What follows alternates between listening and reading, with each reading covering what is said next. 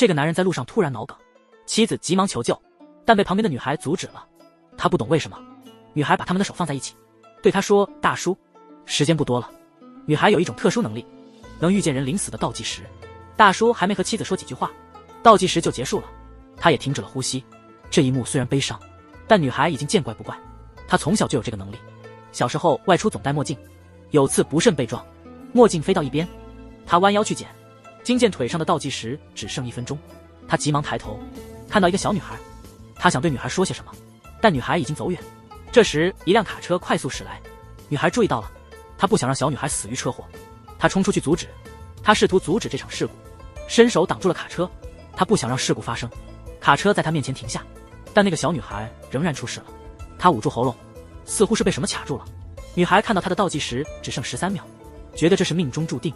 时间一到，小女孩还是未能逃过一劫，众人只能对这个小女孩感到惋惜。大叔的死似乎是命中注定的，显然也是命中注定。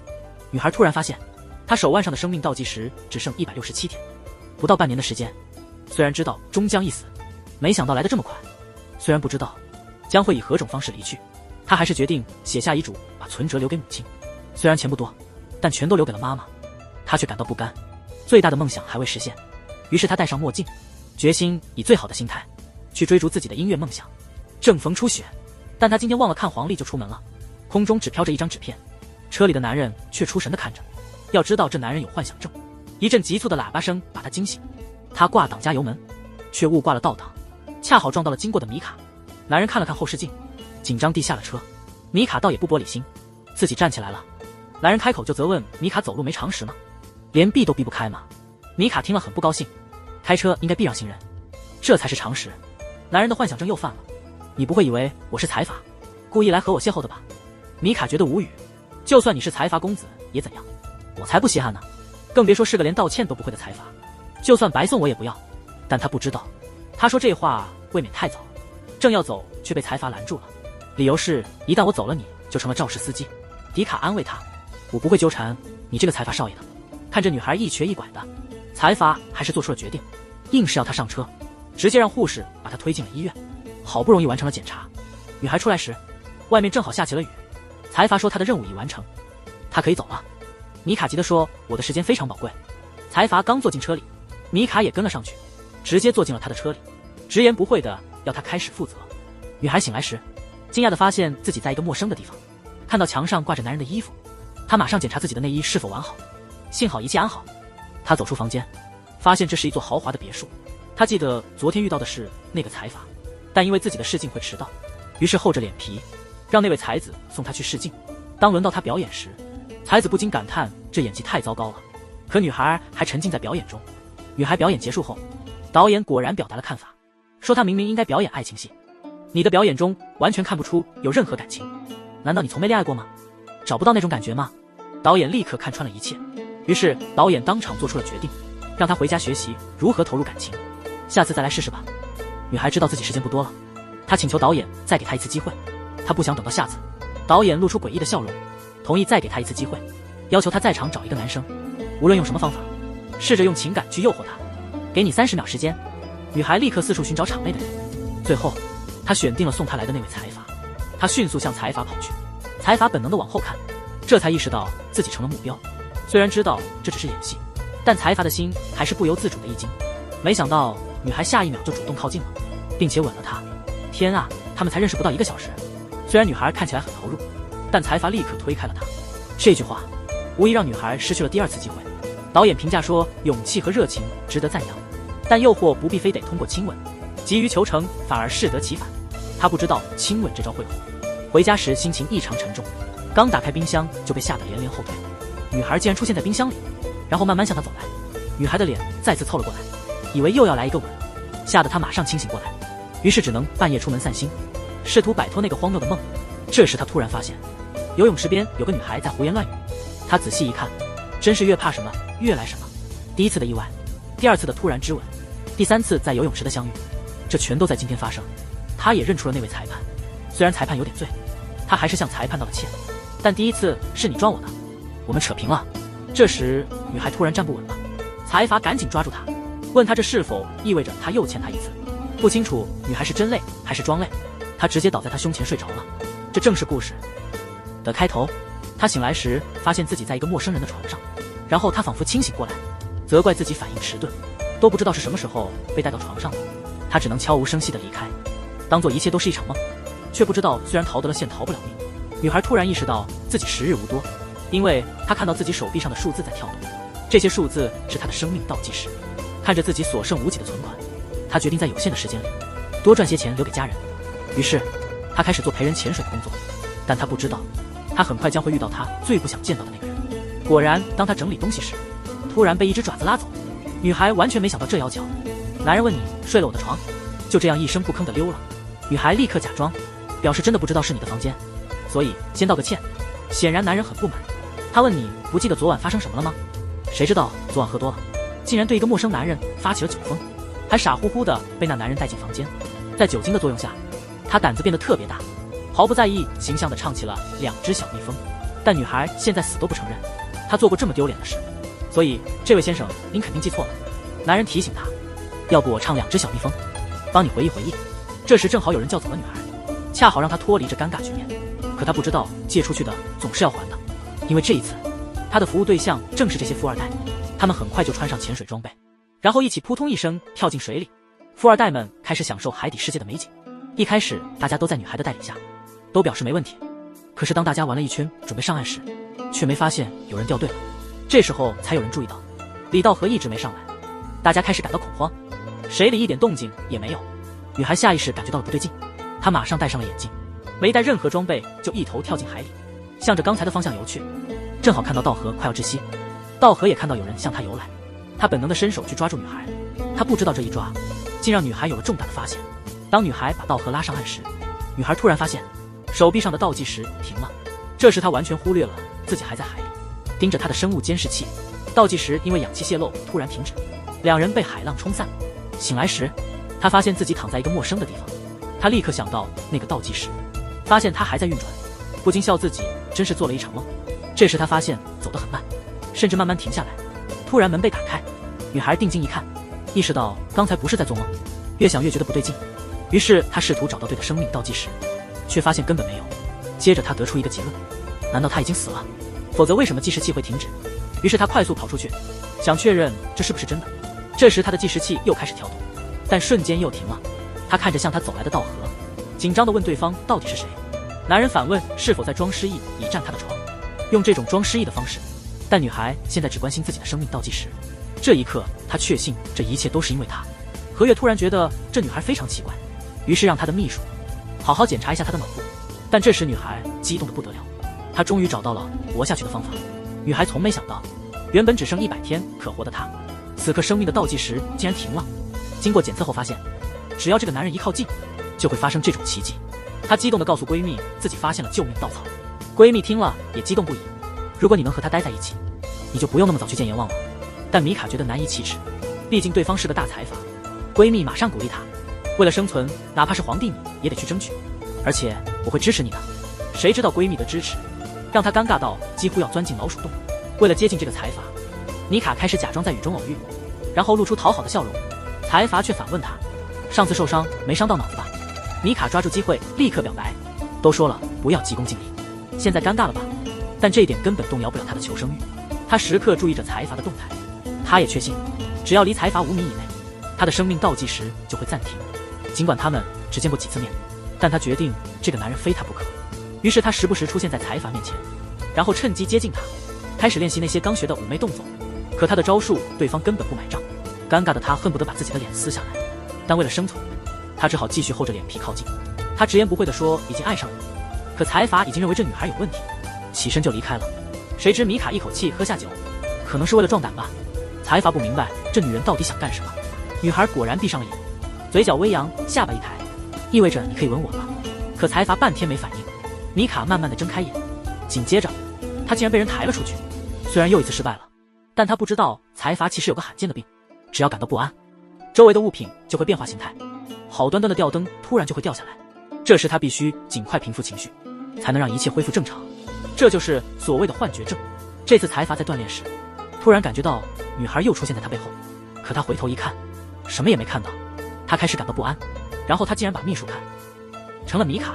他意识到自己可能真的有幻觉症，于是立刻让蒲医生来家里诊断。根据财阀的描述，医生这次发现了一个重大问题，进行仪器测试。这次的心跳与他的症状无关，财阀要他说清楚。医生给他提示，你应该尝试克服这种状况，也就是说，面对你害怕的东西，你可能就会找到答案。晚上，女孩再次不死心地拦在财阀的车前，财阀也感到好奇，你为什么总是像鬼魂一样围着我转？米卡怎么可能告诉他，你能让我的生命计时器停下来？财阀确实不太明白这是什么意思，但他还是明确地表示，我不像其他财阀那样花心，所以你找错人了。女孩突然抓住他，就在两人尴尬的时候，一群小混混找上了他们。这次米卡觉得更加尴尬，女孩的生命已所剩无几，不到100天可活，但她现在却异常开心，甚至在车里唱起了歌。没想到自己的死缠烂打，最终打动了眼前的男人。要知道，这个男人关系到他的生死。果然，他发现自己手臂上的计时器，不让他知道。男人来了，果然没猜错，男人正盯着他看。然后他迅速进入工作状态，为他的守护神开门。谁知道昨晚，他还在不停地向这个男人表白，但男人根本不买账。但突然间出现了3个小混混，男人立刻露出一副来战的表情，3个人立刻被这种气势压倒。男人只是点了点头，下一秒3个人就被送进了警局。当米卡查看手机时，才知道原来是闺蜜在暗中帮忙。知道那个财阀胆小得很，他特意请了3个龙套演员，计划让他上演一出美女救英雄。可米卡根本没看到闺蜜发的消息，这下麻烦了，结果当场被人揭穿。新来的警务员特别死板，坚持让当事人来解决问题才肯离开，但等得太久了，米卡累得直接在财阀肩膀上睡着了，还紧紧抓住他的衣服，嘴里还念叨着让他不要走。不知怎地，财阀想起了米卡那次奋不顾身在海里救他的情景，他本能地握住了米卡的手。他告诉自己，我只是为了报答你救命之恩，只是暂时让你留在我身边而已。但他不知道，这个借口竟改变了他们2个人的命运。其实米卡的要求很简单，他只希望自己的生命倒计时能暂停，能多活几天。于是他一再感谢财阀给他当司机的机会。财阀心想，现在的女孩也真是容易满足。但突然米卡好像想到了什么，他一脸严肃地问财阀身体是否健康。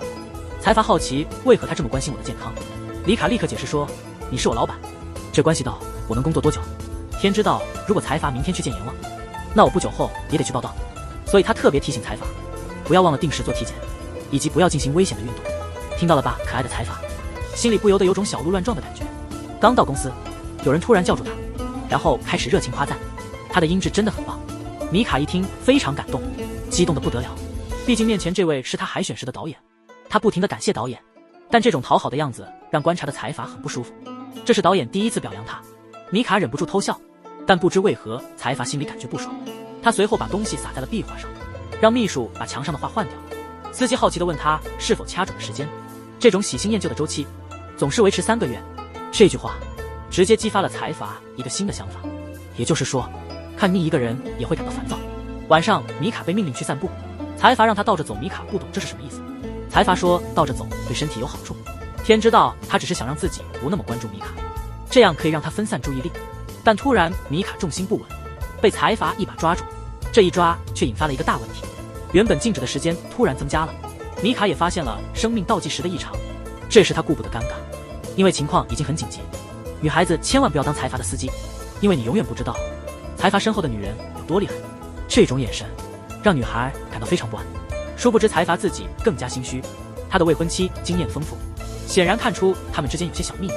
他细细地通过反光镜观察那个女孩，果不其然，他发现了一些事情。原来她就是前不久和财阀一起潜水的米卡，他们是从那时候开始认识的。第2天，未婚妻直接到公司找到米卡，他故意找借口让秘书离开。显然未婚妻事先有所准备，他掏出了一条名牌丝巾，说是特意为他准备的，然后又拿出一双红色高跟鞋，问他喜不喜欢。但不是喜不喜欢的问题，是这鞋合不合脚。很明显鞋子的大小不合适，他随手就把鞋子扔了，然后脱下自己的鞋子给米卡。米卡不明白他到底想表达什么。未婚妻表示他可以买任何他想要的东西，但请他不要动摇他的未婚夫，因为就在昨天晚上，作为司机他被财阀告知可以下班了，但未婚妻坚持要请他吃饭。他说这是为了感谢他上次的潜水，把我的未婚夫给秀出来了。虽然米卡说不用了，未婚妻却打断了他，难道不领情吗？他无奈只好勉强答应。没想到未婚妻递给他一张大钞，让他吃完后自己结账。他还说挑贵的点别客气。财阀见状再次提醒米卡可以先下班，但米卡打断了他他拿着未婚妻递过来的大钞，财阀看着心里很不是滋味。当两人在吃饭时，财阀忍不住一直盯着角落里的米卡。趁未婚妻去洗手间的空当，财阀再也坐不住了，他快步跑向米卡的位置，然后一把把米卡拉出来，质问他到底还有没有尊严。这话一出，女孩的生命计时器就快速增长，而财阀已经停不下来了。恭喜你，你已经成功占据了我的心。自从你上次在电影院偷摸我的手，我的心就不再听我使唤了。殊不知，皮卡只是在测试手臂上的生命倒计时，看看是否因触摸它而增加。他却不知道，男人是难以惹的高级生物。果然，下一秒，财阀就咬住了他嘴里的半块饼干，这让米卡完全没想到，一向稳重的财阀会做出如此冲动的举动，更没想到他这次更加疯狂，直接说现在只想天天抱着你，亲亲你，和你一起入睡。这一幕正好被他的未婚妻看到，而财阀还浑然不知，继续问米卡：“你有没有和我一样的感觉？如果没有，我会立马转身离开。”面对这种大胆的表白，米卡的大脑和生命倒计时一样，都在飞速运转。回去后才后悔不已，当时我是不是神经错乱了？怎么会说出这种不知羞耻的话？难怪米卡会毫不犹豫地转身就走。为了平复心情，他努力控制自己，但此刻他根本无法平静，他只能求助于医生朋友帮他分析情况。原本只是来检查一下自己的幻觉症是否加重了，没想到的是，等待着他的却是一场大祸。女孩只是想乘电梯，这让他意外发现，前面的男子手臂上跳动的数字，对他来说这已经不算新鲜。但突然他惊呆了，明明刚才还显示有54年寿命，转眼却变成了只剩6分钟。女孩意识到这男子可能会出大事，她本想慢慢接近他，提醒他要小心，可那男人看起来情绪异常。他果然去找了心理医生，一开口就是询问为什么不给他多开点安眠药。医生却让他在外面等一会儿。男子显得不高兴，立刻掏出随身携带的刀。医生劝他冷静一点，但男子已经向他冲过去了。米卡恰好看到这一幕，财阀以为米卡是来找他的，于是他暗示米卡赶紧离开。但米卡不顾一切地关上了门，因为他知道这男人剩下的时间不多了。男子在责骂医生，都是因为你少给开的安眠药，导致我半夜总是醒来，我妻子受不了了，要和我离婚了。医生提醒他那药不能多吃，非常危险。但男人已经顾不上那么多了，现在他已经孤身一人，什么都不怕了。米卡见状劝他不要冲动，男子已经快要崩溃了，甚至开始冲向米卡。财阀没时间多想，他立刻挺身而出，帮米卡挡下了一刀。男子侥幸逃过一劫，但财阀的伤势不轻，米卡感到非常自责。财阀却更担心米卡是否受伤，米卡却拒绝让他靠近，然后他把一切都说了出来。他能看见别人的生命倒计时，正是因为这个能力，他才救了那位濒临死亡的大叔。而我的生命倒计时因为你而停止了，所以我为了活下去不得不利用你。没想到财阀慢慢走近，他说他喜欢被利用的感觉。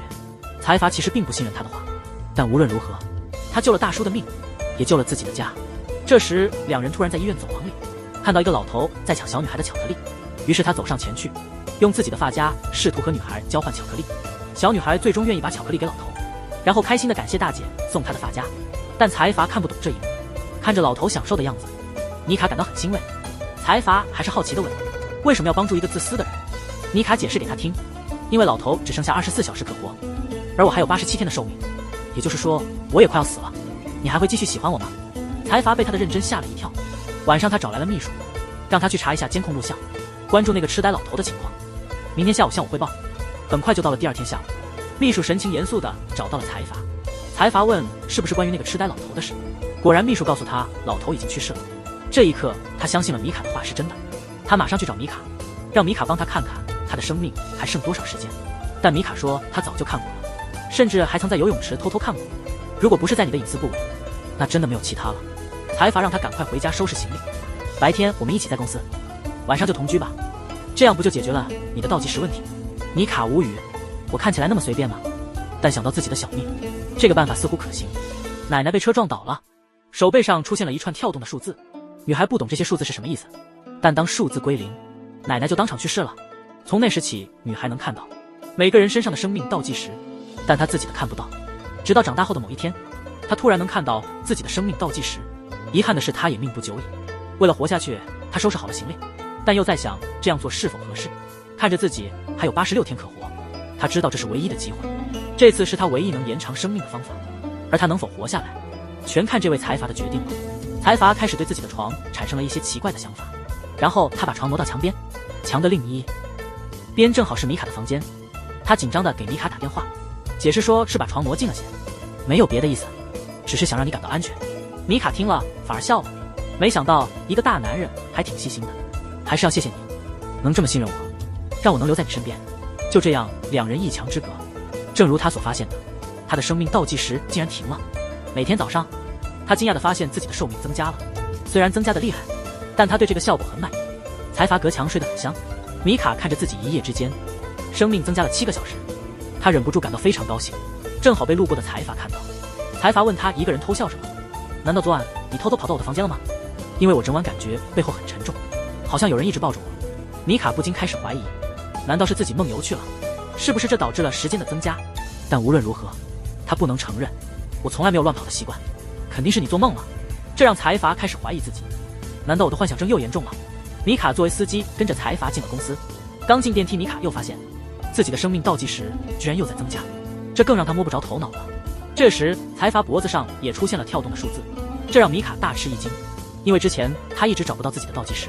当米卡仔细观察时，数字又消失了，但米卡确信他刚刚看到过。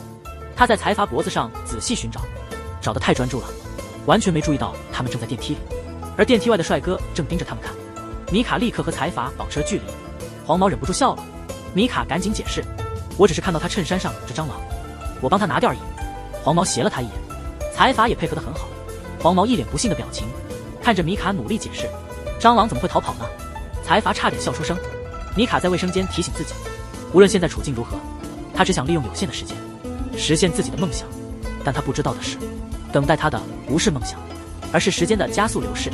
未婚妻发现他开始不安分后，给了他一个大惊喜。当一个精致的女人出现在他面前，果然让财阀移不开眼。米卡也察觉到了财阀的异样，于是他看向自己的手臂，手臂上的时钟不仅没有增加，反而在迅速流逝。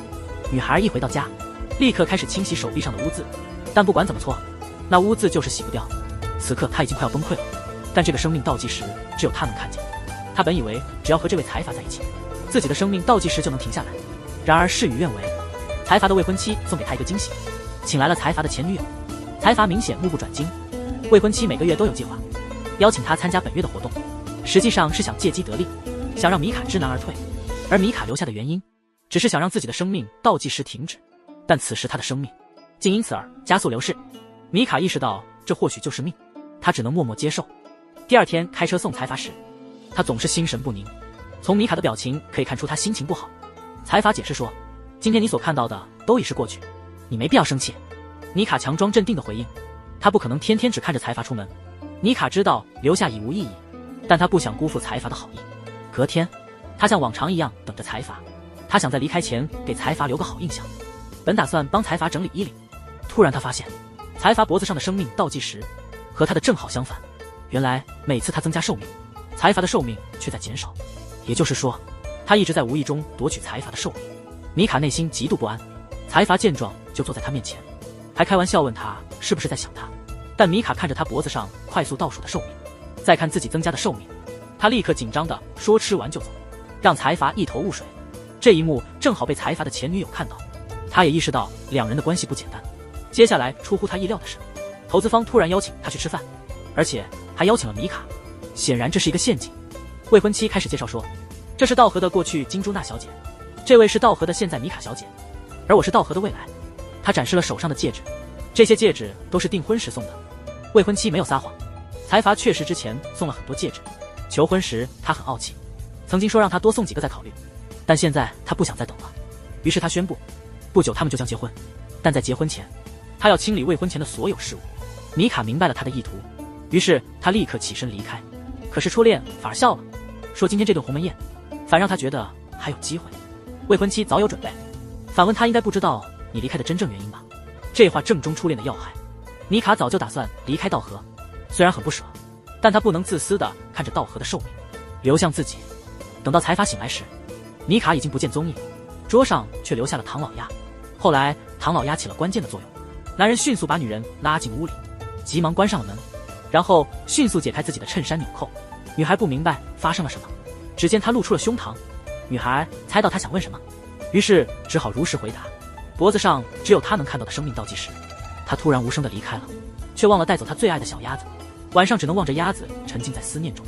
他突然想到米卡总是对着鸭子倾诉，然后他试图在鸭子身上找到原因，为什么米卡突然离开？果然在鸭子嘴里发现了一些线索，他一张张的查看，这些都记录了他们之间的点点滴滴，从相识到相知，再到相爱，直到未婚妻的逼迫，但他从未想过放弃爱你。后来我竟然看到了你的生命时钟，最后一张写着我们注定无法在一起，因为我剩下的时间不多了。财阀找到了他，想知道自己还剩多少寿命。米卡告诉他还有60年333天。财阀听后发现了破绽，即使我还有60年寿命，那你为什么要逃跑？难道你还瞒着我什么事吗？通常越是极力反驳的人，问题越大。米卡的异常行为显然事情不简单，他决定要查个水落石出。秘书此时想提醒他，未婚妻已在婚纱店等他，却看到财阀正认真地扭着纽扣，这突然让他想起了刚才米卡脸色阴沉。当时他在想，米卡是不是大姨妈来了？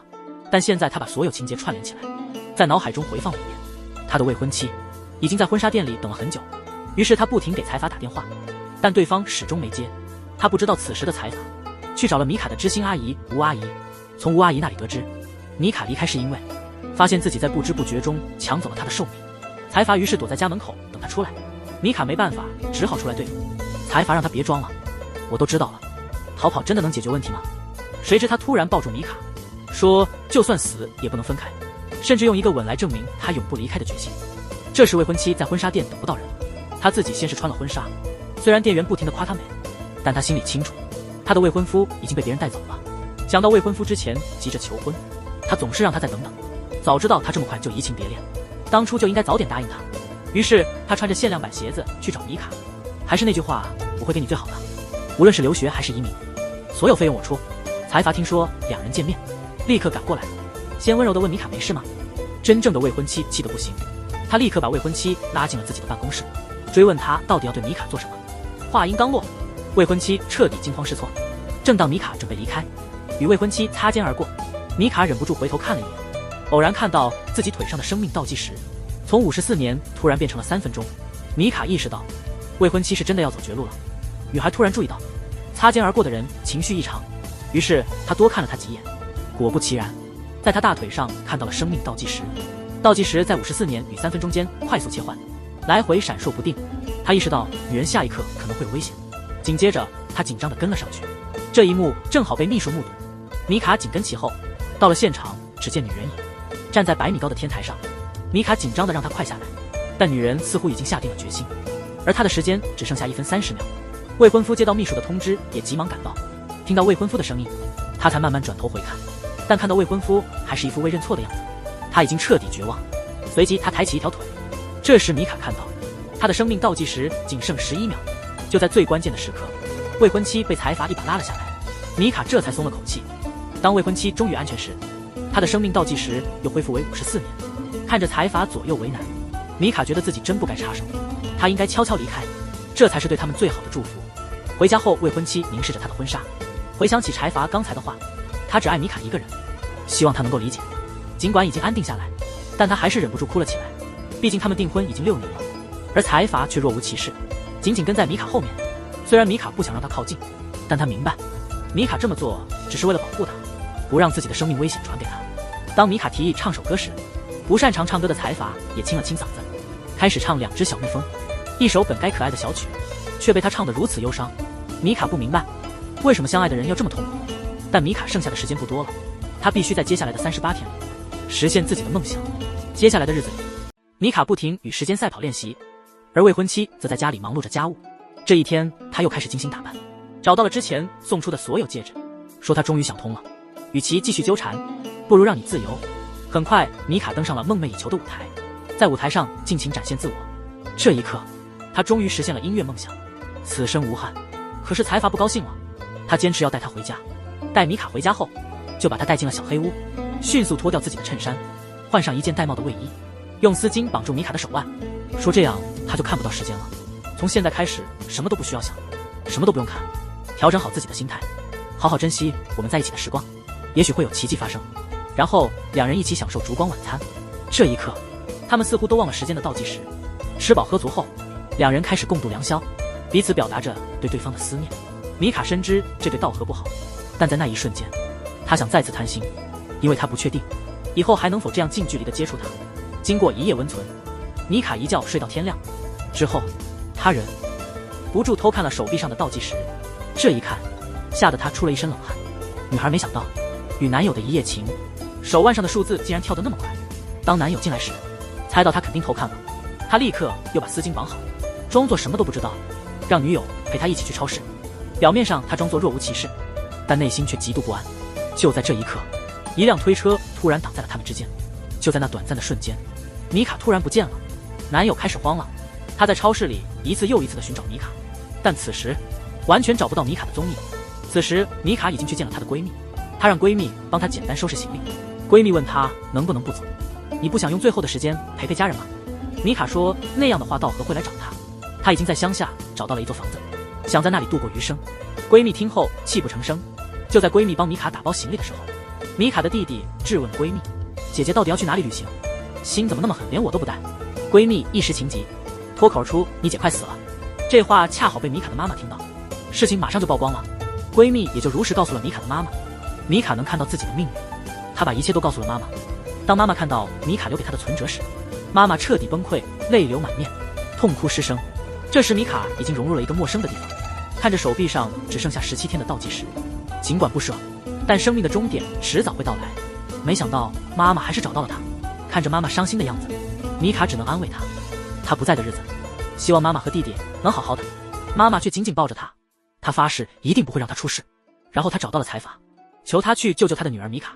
财阀说你来的正好，我这几天一直在找米卡，真是急得不知如何是好。米卡刚买完菜准备过马路时，突然被人撞了一下，东西都掉了一地。他弯下腰去捡东西，突然他看到手臂上的倒计时在迅速增加，原本剩不到1天的寿命，几秒钟就增加到了几天。他知道只有道贺能让时间增加，于是他开始在人群中疯狂寻找，接着试图打电话给道贺，问他在哪里。道贺此时正好在他50米范围内，他不知道自己的时间正在快速流向米卡，但他还是不断向米卡靠近。米卡不停地摇头。此时已经是红灯，米卡正要走，但来往的车辆把他堵在了路中间。道贺的时间正在飞速流失，看着道贺的时间快要归零，米卡看着自己的寿命变成了60年，寿命几乎要崩溃。财阀一把抓住了他，两人还没来得及说上一句话，就被一辆疾驰的卡车撞倒。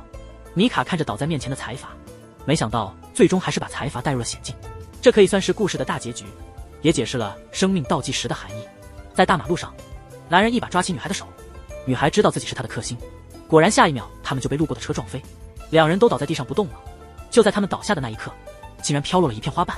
他们的第一次相遇就是从这片飘落的花瓣开始的。男人被这一幕深深吸引，却被一阵急促的喇叭声打断，然后不小心撞到了女孩。从那以后，他们开始了相识相爱的旅程。可是老天似乎在跟他们开玩笑，他不断的失去自己的寿命，女孩却像牛皮糖一样黏着他，直到最后两人一起遇到了事故。他们的缘分似乎从小就注定了。